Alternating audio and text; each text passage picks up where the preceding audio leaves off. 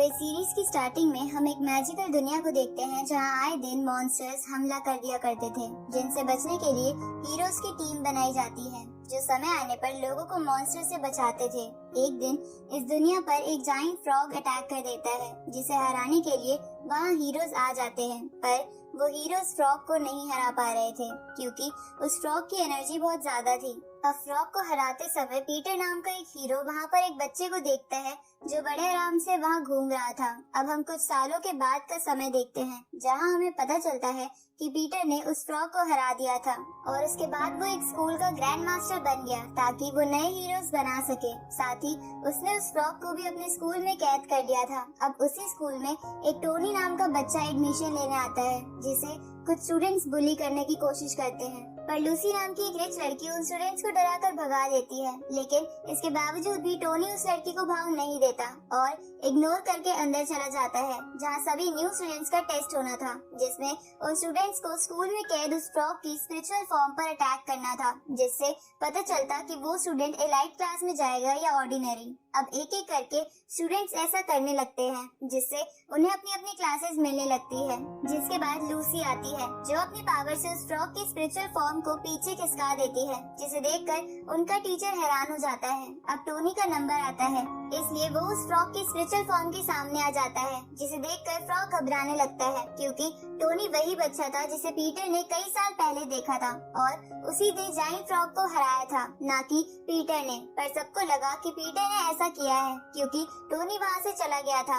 अब प्रेजेंट में टोनी उस स्पिरिचुअल फॉर्म पर हल्के से अटैक करता है, लेकिन उसके इस अटैक से भी वो स्पिरिचुअल फॉर्म खत्म हो जाती है, जिसे देखकर सभी लोग चौंक जाते हैं और टोनी को भी इलाइट क्लास में डाल दिया जाता है। आगे फर्स्ट लेक्चर में एक टीचर सभी स्टूडेंट्स को चीजों को समन करना सिखाती है, जिसमें सिर्फ लूसी ही थोड़ा कामयाब हो पाती है और सभी स्टूडेंट्स उससे बहुत इम्प्रेस हो जाते हैं। तभी टीचर टोनी को भी कुछ समन करने को कहती है, जिसे सुनकर टोनी कुछ आम चीजों को समन करने का सोचता है, पर वो गलती से उस जाइंट फ्रॉग को ही समन कर लेता है, जिसे देखकर सभी स्टूडेंट्स डरने लगते हैं। तो वो टीचर एक स्पेल का इस्तेमाल करके उस फ्रॉग को एक डॉग में बदल देती है, जिसके बाद स्टूडेंट्स को उससे डर नहीं लगता। आगे हम पास्ट का एक सीन देखते हैं जहां हमें पता चलता है कि टोनी एक डीमन गॉड है जिसके पास बहुत ज्यादा पावर है। इसलिए इस बात को जानने के बाद उसके पेरेंट्स उसके ऊपर एक सील लगा देते हैं ताकि उसकी पावर्स आउट ऑफ कंट्रोल ना हो जाए और लोगों को उसका राज पता ना चल जाए। पर समय के साथ उसकी वो सील कमजोर हो रही थी, इसलिए उसकी मॉम टोनी को एक सीक्रेट गोल्डन पिल बनाकर देती है, जिससे कुछ हद तक उसकी पावर कम हो जाती थी। अब प्रेजेंट में स्कूल प्रेसिडेंट इलेक्शन का डे आता है, जिसमें लूसी और एक जेक नाम का लड़का खड़े हुए थे। जहां लूसी स्टूडेंट्स को नूडल्स का लालच देकर खुद को वोट डालने को कहती है, तो टोनी और कुछ स्टूडेंट्स वोट देने के लिए तैयार हो जाते हैं और जो नहीं मानते उन्हें लूसी अपने मैजिक से अट्रैक्ट कर लेती है। इसके बाद सब स्टूडेंट्स क्लास में आ जाते हैं जहां टोनी लूसी से इशारों में अपनी मॉम की गोल्डन पिल के बारे में पूछता है, जो उसने लूसी के बॉडीगार्ड को नूडल्स के बदले दिए थे ताकि लूसी समय आने पर उन्हें दूसरों पर इस्तेमाल कर सके। लेकिन लूसी टोनी के इशारों का गलत मतलब समझकर वो पिल खा लेती है, जिसकी वजह से उसकी पावर्स बहुत कम हो जाती है और इसकी वजह से वो इलेक्शन हार जाती है। इसलिए वो घर जाकर सोचने लगती है कि टोनी उसका दोस्त है या दुश्मन। अब धीरे धीरे लूसी टोनी की तरफ अट्रैक्ट होने लगती है। साथ ही स्कूल में टोनी के दोस्त भी बन जाते हैं, जिनका नाम जेक और पॉल था।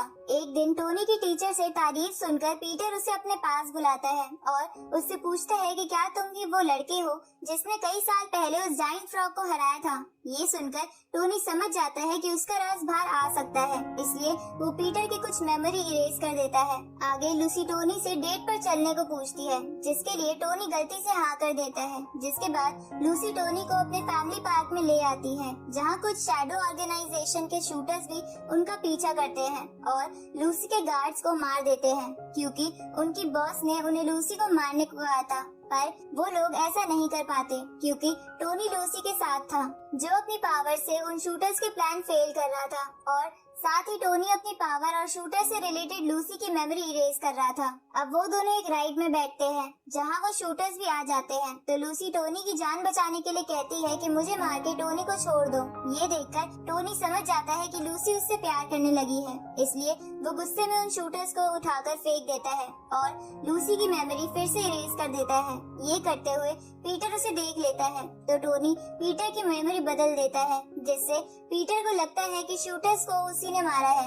अगले दिन स्कूल की सिक्योरिटी बहुत बढ़ा दी जाती है क्योंकि उन्हें उसी बॉस से धमकी मिली थी कि आज लूसी मार दी जाएगी, इसलिए स्कूल के चारों तरफ गार्ड्स खड़े हो जाते हैं। थोड़ी देर बाद उस बॉस के 3 खतरनाक किलर्स जिनका नाम हैमर मैन, गैस मैन और इनविजिबल मैन था स्कूल में आते हैं और स्कूल के गार्ड्स और लूसी के बॉडीगार्ड्स को एक एक करके मार देते हैं। तो स्कूल का एक टीचर गैस मैन से लड़कर उसे हरा देता है और वो जाइंट फ्रॉग हैमर मैन की सारी पावर्स एब्जॉर्ब कर लेता है, जिसकी वजह से इन दोनों का काम खत्म हो जाता है और तीसरे को टोनी मार देता है। पर वो पीटर की मेमोरी मिटाकर सबके सामने ऐसा प्रिटेंड करता है कि इनविजिबल मैन टोनी पर अटैक कर रहा था, लेकिन पीटर ने उसे बचा लिया।